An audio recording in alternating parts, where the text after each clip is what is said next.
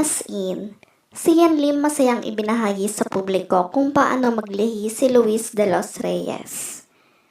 Tila sa naging latest interview nga ng aktor, isang nakakabilib na ikinuwento ni Sian na kung paano nga maglihi si Luis kayong first time mom ito sa kanilang panganay. Ayon kay Sian, nakakabilib daw talagang maglihi ang mga babae. Yung tipo nga daw na ayaw ni Luis na mawawala sa paningin nito si Sian. Niayaw nga din daw nitong makakaamoy ng kahit na anong pabango kaya naman daw sa ngayon ay hindi muna nagpapabango si Sian.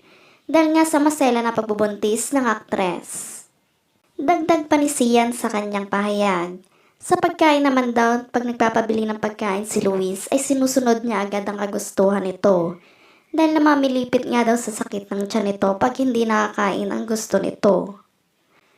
Minsan pa nga daw may gusto din itong kainin na pagkain, ngunit pag nabili na nga daw ng aktor ito, ay ayaw na umanong kainin ng aktres. Nakakaloka nga daw talaga ang pagbubuntis ng mga babae. Ayon kay Sian na nakakainis nga daw na nakakatuwa.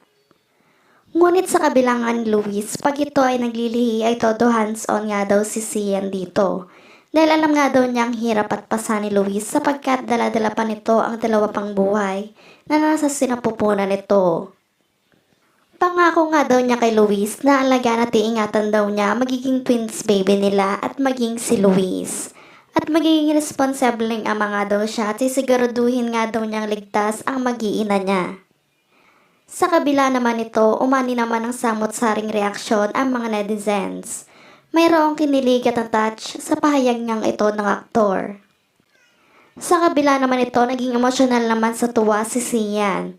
Dahil sa magiging first time dad na siya at sa wakas nga daw ay natupad na din ang pinakahiling niyang magkapamilya at magkaanak. Dahil sa nagkakaedad na nga din daw siya sa showbiz industry at napag-iiwanan na dito. Tila ngayon nga ay nalaman na ni Kim Chiu ang lahat. At tila nalinawan na siya sa mga nangyayari at tinanggap na lang niya ang katotohanan.